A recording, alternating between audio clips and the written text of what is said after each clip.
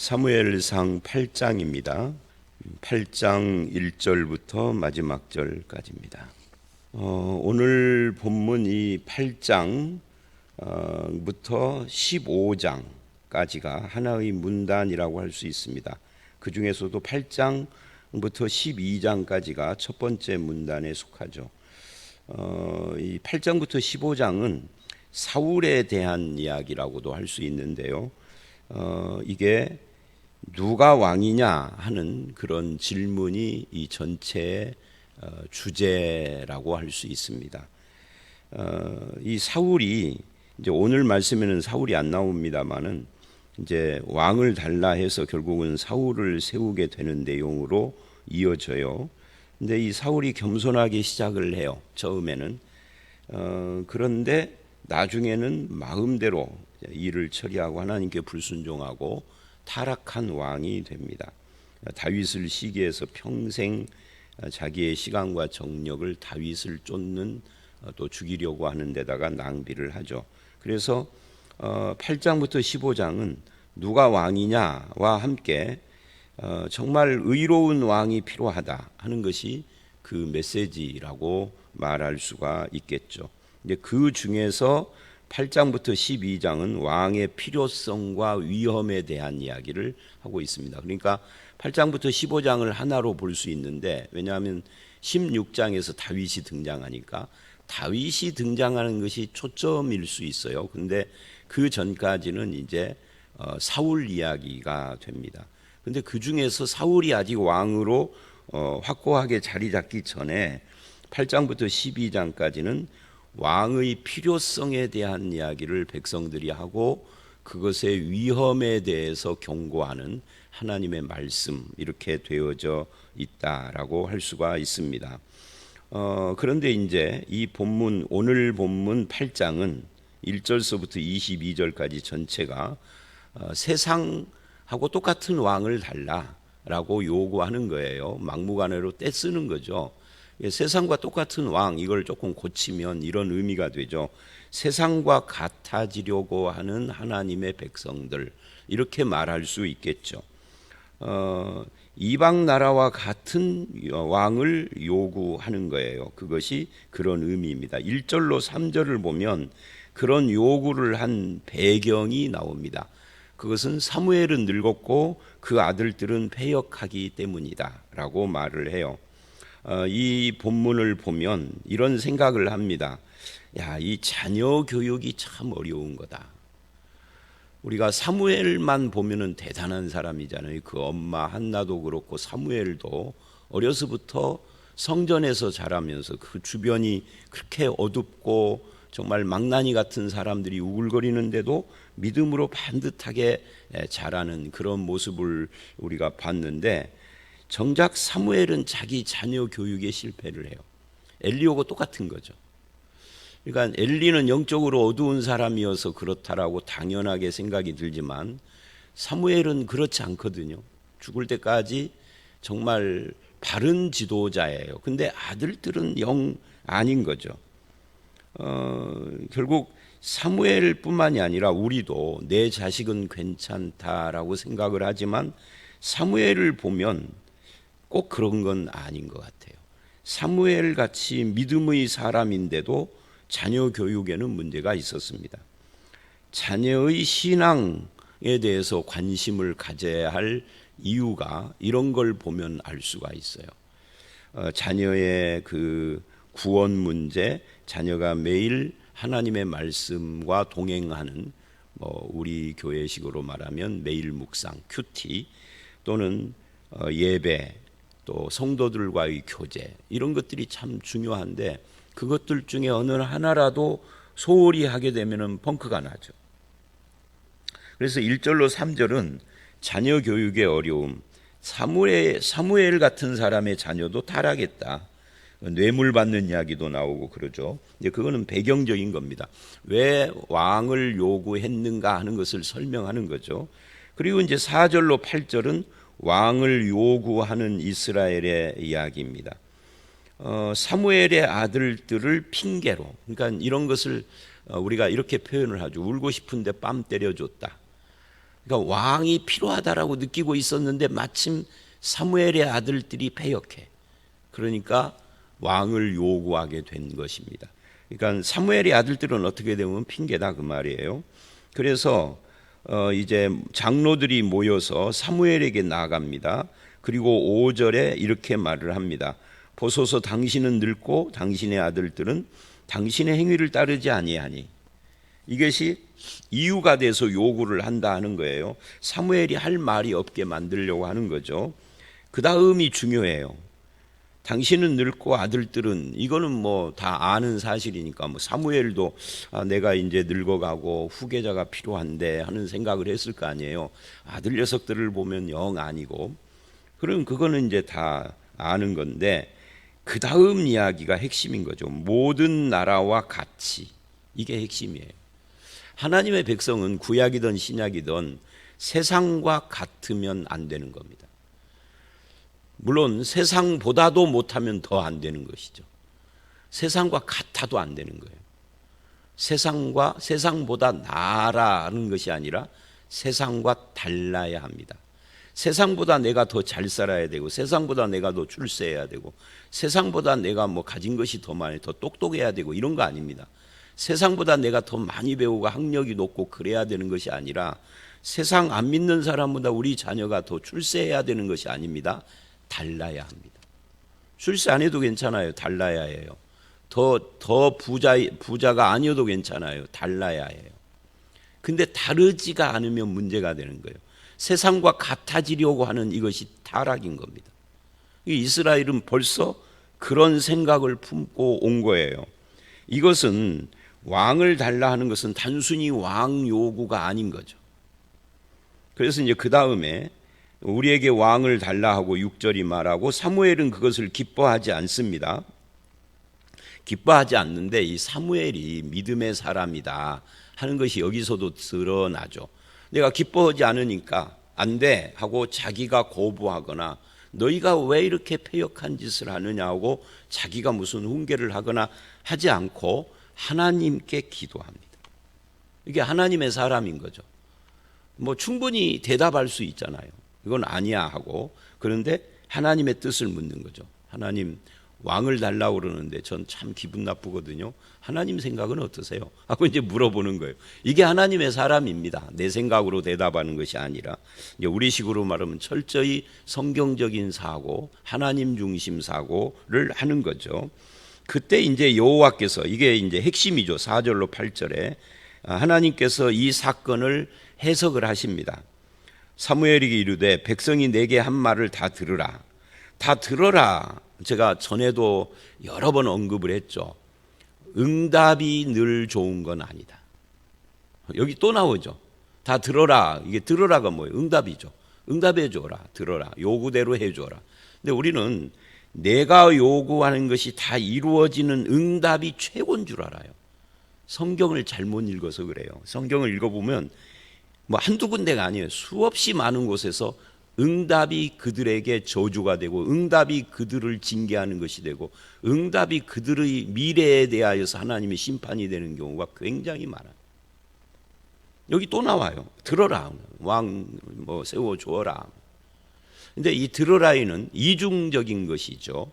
일단 응답했다 하는 그런 쪽이고, 그 다음에 두 번째는 그런데 하나님께서 저들의 요구에는 하나님 뜻에 반하는 뭔가가 있다 하는 거예요. 그런데도, 그러니까 이중이 아니라 삼중이네요. 그런데도 들어주는 것은 또 다른 이유가 또 있는 거죠. 이제 그건 다윗하고 연결이 되는 거죠. 또는 다윗과 연결되는 것은 또 멀게는 왕으로 오시는 예수 그리스도와 연결되고, 아까 제가 의로운 왕이 필요합니다라고 하는 그 속뜻이 있다라는 말을 했잖아요. 그러니까 삼중이에요. 응답. 그런데 응답이 꼭 좋은 건 아니다. 세 번째, 그래서 의로운 왕이 필요하다. 이 삼중적 의미를 담고 있는 것이 다 들으라에 있는 거예요. 이것은 이제 오늘 말씀 22절 맨 끝에 보면은 여호와께서 사무엘에게 이르시되 그들의 말을 들어 왕을 세우라 하고 연결이 되죠. 그러니까 오늘 말씀은 이 들으라가 전체 다인 거예요. 내 뜻과 내 말과 내 기도가 이루어졌다 해서 그것을 꼭 축복이고 선한 것이며 하나님의 참된 뜻이다라고 말하면 안 됩니다. 이거는 우리도 그렇다 하는 거예요. 여러분, 무당의 말이 이루어지면 그게 진리인가요? 점쟁이가 한 말이 이루어졌어. 그 진리인가요? 저희 어머니가 교회 안 다니실 때, 제가 아주 어렸을 때, 아주 어렸다 해도 뭐 철은 들었다고 해야 되나? 하여튼 어머니 손잡고 점쟁이 집을 간 기억이 나요.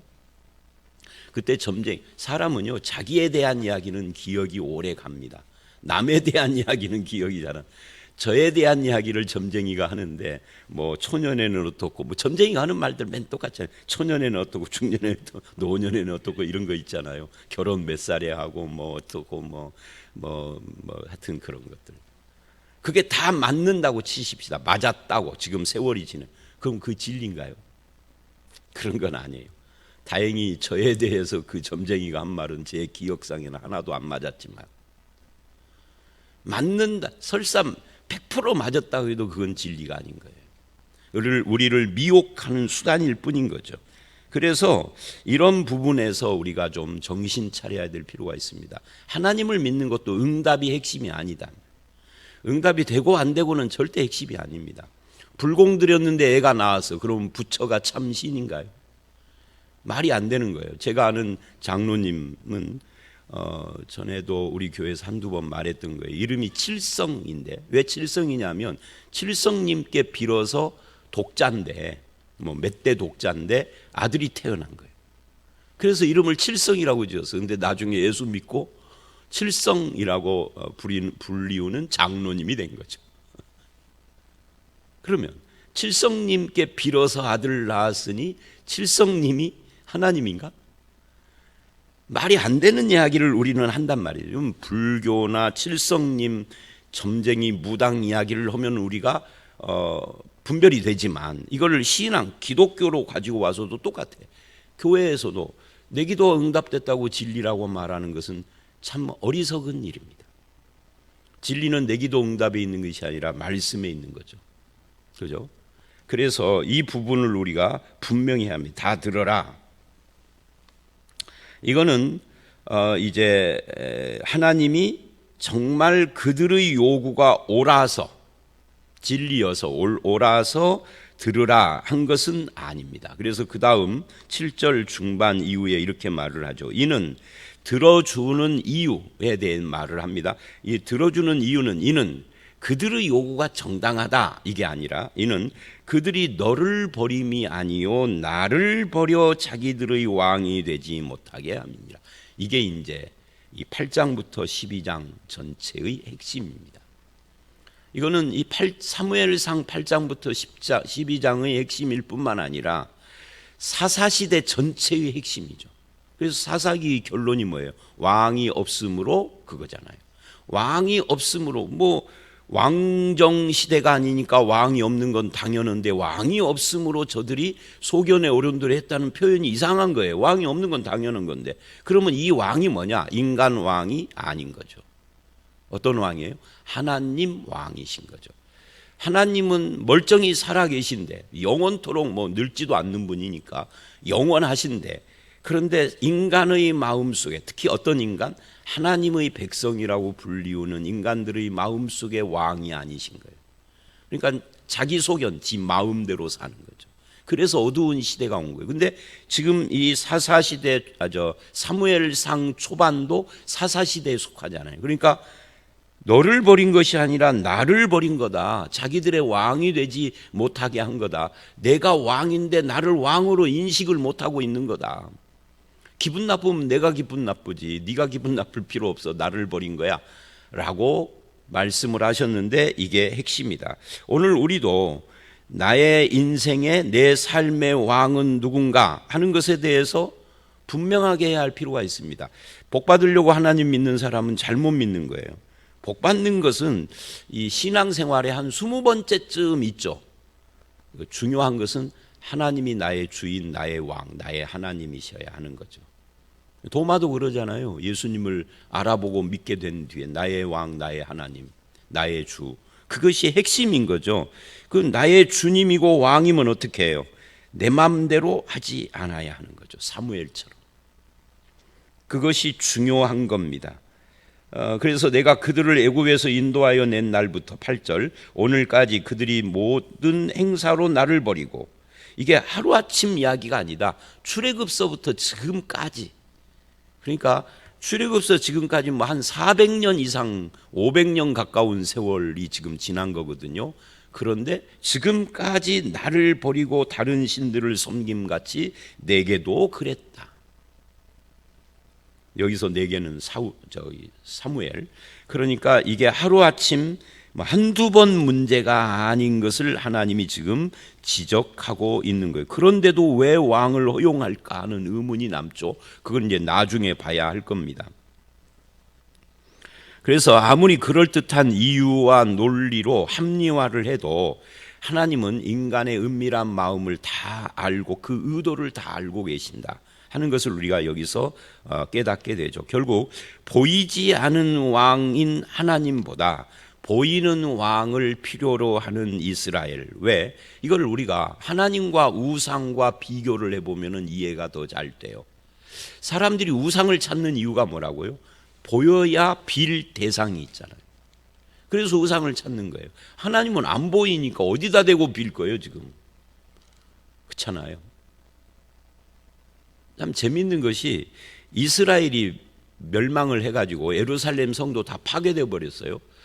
어느 쪽에다 빌어야 되죠? 그 다니엘은 그냥 예루살렘 성이 파괴됐어도 예루살렘이 있는 쪽에다 향하여서 창문 열고 하나님께 기도해요. 뭐 다니엘의 그 태도가 뭐 잘못됐다, 뭐 잘됐다 이걸 떠나서 다니엘서에서는 그 태도를 옳게 생각을 하고 기록을 했지만 생각해 보면은 예루살렘 성 파괴됐고 에스겔서에 보면은 성전도 파괴됐을 뿐만 아니라 하나님도 동쪽으로 떠나버리셨어. 그러면 예루살렘이 아무 의미가 없는 거예요. 민족주의적으로는 의미가 있지만 다니엘이 잘했다 잘못했다를 떠나서 말이죠. 그러니까 인간은 뭔가 빌 대상이 필요한 거야. 근데 하나님은 빌 대상이 없어. 안 보이니까, 영이시니까. 여기서 우리의 혼돈이 오는 거예요. 근데 이 문제가 왕 문제도 똑같아요. 하나님이 왕이시라는데 왕이 어디 계셔? 왕한테 가서 뭘 하소연을 해야 하는데 기도해 그러지만 기도 눈 감고 해도 이스라엘은 눈도 안 감고 기도했거든요. 보여야 뭐가 맛이 나지. 보이는 왕 필요합니다. 보이는 우상 필요합니다. 그렇게 되는 거죠. 그래서 이제 믿는 사람들이 보이는 것을 하도 찾다 보니까 나중에는 그럼 뭐 보이는 하나님 대리인 목사님 이렇게 되는 거죠. 그죠? 그래서 목사가 자칫하면은 교주가 돼요. 자, 다시 와서 보이지 않는 하나님이 참 왕인데 필요로 했다. 보이는 왕을. 왜? 하나님의 다스림, 말씀의 통치, 영의 통치, 성령의 통치죠. 이거에 만족하지 않는 거예요. 그 인도로 출애굽을 했고 광야 40년을 해서 가나안 정복까지도 이루었는데도 그래도 만족하지 않는 거예요. 세월이 지나면 전설이 돼버리는 거죠. 전설 따라 삼천리가. 그래서 말씀이 필요한 겁니다. 이 사사시대의 특징이 이제 그런 것입니다. 그래서 이방신을 섬기듯 하나님을 섬겼었다 하는 그 속이 드러난 거죠. 그래서 이들이 요구하는 것이 다른 나라들과 같이 되고 싶다가 되어진 거고요. 자, 여기서 우리는 또 다른 교훈을 봅니다. 그게 뭐냐면 세상과 같아지고 싶다 하는 것은 다른 면에서는 세상과 다른 삶을 견딜 수 없다. 세상과 다르면 불안해지고 뒤처진 것 같은 생각에 초조해진다. 그런 의미도 이들에게는 있는 거죠. 오늘 우리도 마찬가지예요. 세상은 날로 발전하고 있는데 우리 교회 이 1000 넘어서 막 40 몇 층짜리 50층 가까운 전주에 세상에 저런 고층 빌딩들이 한두 채도 아니고 막 숲을 이루어가고 있잖아요. 지금 서부 신시가지에. 근데 우리 교회는 이게 뭐야? 그러니까 노목사 참 진취적이지 않은 사람. 이 예배당 지을 때 돈 좀 들더라도 좀 현대식으로 짓지. 벽돌로 이게 뭐야 하는 사람도 있다. 어떤 사람이 우리 예배당 짓고 난 뒤에 와서 건축적인 미가 하나도 없다 그러더라고요. 그래서 내가 속으로 돈 좀 주던지 그러면 돈 좀 대주거나 그런 말을 하지, 돈도 뭐 건축원금 한 푼도 안 냈으면서. 자, 그러니까 세상과 달라지면 불안한 거예요. 뒤처진 것 같고 초조하고 세상이 멋있어 보이고 안전해 보이고, 이게 우리들의 문제예요. 그래서 에베소서 2장을 보면 이걸 세상 풍속을 따른다라고 말을 해요. 세상 풍속을 따르는 배후에는 사탄이 있다면, 어두운 세상의 지배자. 그래서 그 세상 문화에 압도되고 주눅이 들고, 그러다가 나중에는 그것을 베끼고 따라가고 닮아가려고 하는 그런 모습이 우리들 속에 있다 하는 거예요. 뭐 세상만이 아닙니다. 다른 교회는 막 하면서 악기가 뭐 얼마짜리 막 이러고, 다른 교회야 그러던 말던 우리 한국 교회 오르간으로 풍금으로 예배드릴 때 부흥했어. 피아노가 없어서 부흥 못한 것이 아니고, 무슨 뭐 파이프 오르간이 없어서 부흥 못한 것이 아니고, 그 시절 다 부흥했어. 그 건더기 먹고 있는 거예요 지금. 그죠? 지금 나이 든 사람들, 뭐 어렸을 때 교회 어렸을 때 안 다니는 사람들은 모르겠죠. 저도 어렸을 때 교회 다닐 때 풍금으로 찬송했어요. 근데 목사 됐잖아요. 그런 거 아무 상관없는데 우리는 세상 따라가려고 안달을 하는 거예요. 성도답게 살면은 세상에서 왕따 당할 것 같고. 자, 그래서 이제 9절서부터 18절은 하나님이 경고하시는 내용입니다. 왕의 제도가 갖고 있는 폐단이 뭐냐 하는 것을 알려주는데, 이것은 세상과 같아지려고 하거나 세상의 종이 된 자들의 문제를 말하고 있는 거죠. 그들의 말을 듣되 너는 그들에게 엄히 경고하라. 왕의 제도는 이런 문제를 갖고 있다. 그래서 이제 11절 이르되, 사무엘이 말을 합니다. 너희를 다스릴 왕의 제도는 이러하다. 그가 너희 아들들을 데려다가, 11, 12절은 아들들 문제예요. 병거와 말을 어거하게 하고 그들의 병거 앞에서 달릴 것이며, 뭐 또 그의 너희 아들들을 1000부장 50부장을 삼을 것이며, 이게 무슨 문제냐면 군대. 그러니까 왕의 제도가 생기면 군대가 필요한, 왕을 보위해야 하니까 군대 제도가 필요하고, 왕이 데려다가 자기 일을 시켜야 될 것이고, 뭐 이런 것들이 자기 밭을 갈게도 하고 추수를 하게 하고 무기와 병거의 장비도 만들게 하고, 왕국을 세우면은 우리가 생각할 수 없는 수많은 일들이 필요하게 되는데, 거기에 너희 아들들이 다 차출돼서, 물론 월급을 조금씩 주는지 안 주는지는 모르지만 왕 따라 다르겠죠. 그럴 것이다. 그 다음에 13절은 딸들이에요. 그가 또 너희 딸들을 데려다가 향료 만드는 자, 요리하는 자, 또 굽는 자로 삼을 것이며, 뭐 이것만 하나요? 딸들을 데려다가 첩도 삼고 그러죠. 고대 왕은 자기의 권력을 아내와 첩이 많고 아들들이 많은 것으로 과시를 했어요. 그래서 그렇게 할 것이고, 14절로 16절 재산 문제입니다.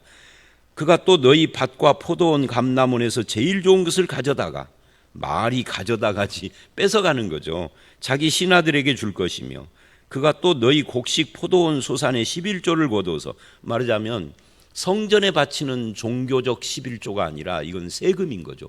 왜? 왕이 먹고 살고 국가를 운영해야 되니까 돈이 필요하니까 세금 내라 한다는 거죠. 자기 관리와 신하에게 줄 것이며, 사사시대는 세금 필요 없었는데, 그가 또 너희 노비와 가장 아름다운 소년과 나귀를 끌어다가 자기를, 그러니까 내 것인데 가져다가 왕이 차출해서 다 쓴다는 거예요. 가져가 버리는 거죠. 거기서 끝나지 않아요. 17절은 마지막으로 너 자신에 대한 이야기입니다. 너희 양떼의 10분의 1을 거두려 가리니 너희가 그의 종이 될 것이라. 너희 아들, 너희 딸, 너희 재산, 그리고 너 자신, 몽땅 다 왕의 종이 되는 거죠. 그래도 왕이 필요하냐 하고 물은 거예요 지금. 그리고 18절 하나님께서 하나를 더 덧붙이죠. 그날에 너희는 너희가 택한 왕 때문에 부르짖되 그날에 여호와께서 너희에게 응답 안 할 것이다. 왕 때문에 너희가 이제 급급수를 당할 것이다. 그 폭압과 그 폭정에 그 독재에 시달리면서 부르짖을 텐데 그때는 내가 응답 안 할 거야. 너희가 택한 것이니까. 하나님이 경고하십니다. 근데 이 경고가요, 한 대도 못 가서 이루어지죠. 사울 때 첫 번째 왕부터 시작을 하잖아요. 다윗은 좋은 왕이었지만 어떤 사람은 아내를 뺏기고 목숨을 뺏겼잖아요. 그죠? 개인적으로 다윗은 구원받은 사람이 분명하지만 그러나 왕의 제도의 폐단은 거기서도 나타난 거잖아요.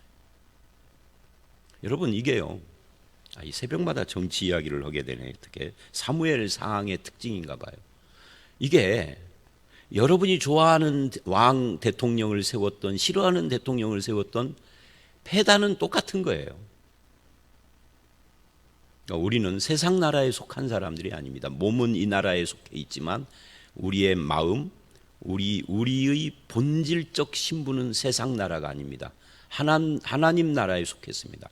하나님 나라에 속한 신분으로 세상 나라의 빛으로 소금으로 선교사로 와 있는 거예요. 지금 우리는 하나님의 대사로 와 있는 거예요. 근데 이걸 망각하고 하나님 왕이 아닌 세상 왕, 내가 찍은 사람 안 됐다고 난리를 치는 이 잘못된 신자들, 세운 왕 때문에 당하는 폐단, 너희가 응답 아무리 부르짖어도 응답 안 하리라는 이 말씀이 남의 일 이야기가 아닙니다.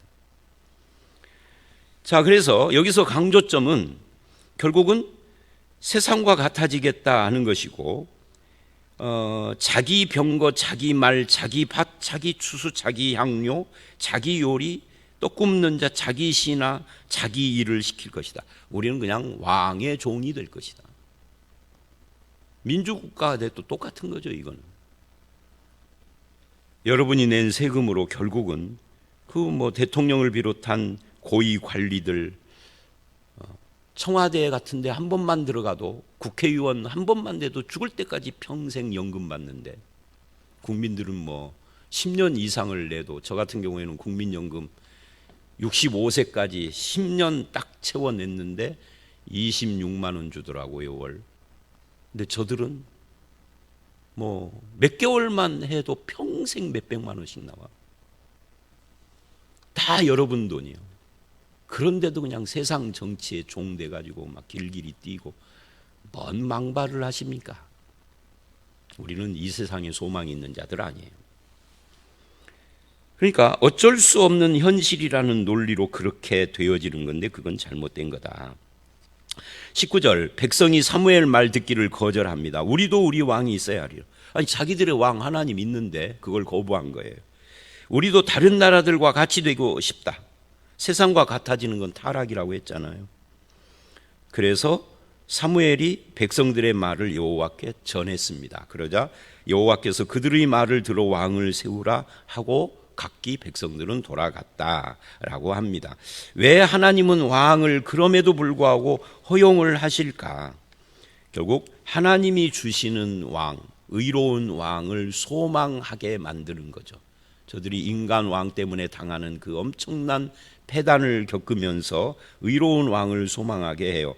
이제 9장 말씀, 내일 말씀에 가서 이 8장부터 12장까지 전체 이 왕의 제도에 대한 여러 가지 모순점들이 있어요. 백성이 요구하고 하나님은 싫어하는데 결국 들어주고 하는 이런 것들이 왜 생기는가에 대한, 여기에 일관적인 어떤 흐름이 있는 것을 우리가 한번 봐야 할 필요가 있고요. 제가 시간 때문에 이제 거기까지는 말을 못 합니다만은, 하나님이 왕의 제도를 허락해 주면서, 그러면서 이제 기준을 하나님은 이미 주셨었어요. 어디서 주신 줄 아세요? 그게 신명기입니다. 그래서 신명기 7장을 가보면 이제 하나님은 먼 훗날 인간들이 왕을 요구하게 될 것을 예상을 하셨는지 왕을 세울 때 왕은 어때야 된다는 기준을 쭉 이야기를 합니다. 그런데 이스라엘 역사에서 그 기준대로 살은 왕은 거의 없어요. 하나님의 말씀을 따르지 않는 거죠. 자, 오늘 말씀 여기까지입니다. 마지막 한마디. 여러분의 왕은 누구신가요? 저의 왕은 하나님이십니다. 하나님만이 나의 대통령입니다.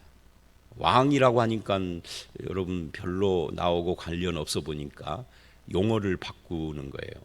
여러분의 대통령은 윤입니까 입니까? 저는 하나님입니다.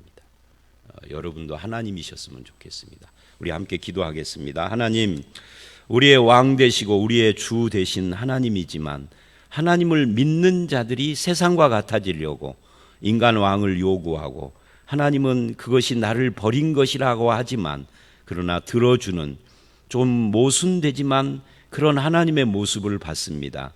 진정한 왕을 기다리게 하려는, 또는 진정한 하나님만이 우리의 참 왕이심을 저들이 깨닫게 하려는 하나님의 뜻인 줄 압니다. 주님, 우리가 이 말씀을 통하여서 나의 주, 나의 왕, 나의 하나님은 한 분밖에 없음을 다시 한번 고백하게 하시고, 입술의 고백만이 아니라 실제 삶에서도 그렇게 하시고, 우리의 정신, 우리의 사상, 우리의 생각 전체가 하나님만이 나의 왕임을 확실하게 고백하는 그런 참 신자의 삶을 살게 하여 주시옵소서. 기꺼이 인간의 종이 되면서까지도 인간 왕을 요구하는 어리석은 인간들을 보면서 오늘 우리들의 문제인 것도 봤습니다. 주님, 참 나의 구주시고 나의 왕, 나의 하나님이신 예수 그리스도와 함께 우리의 남은 생애가 동행하도록 주님 인도해 주실 줄 믿사옵고 예수님 이름으로 기도드려 싸움나이다. 아멘.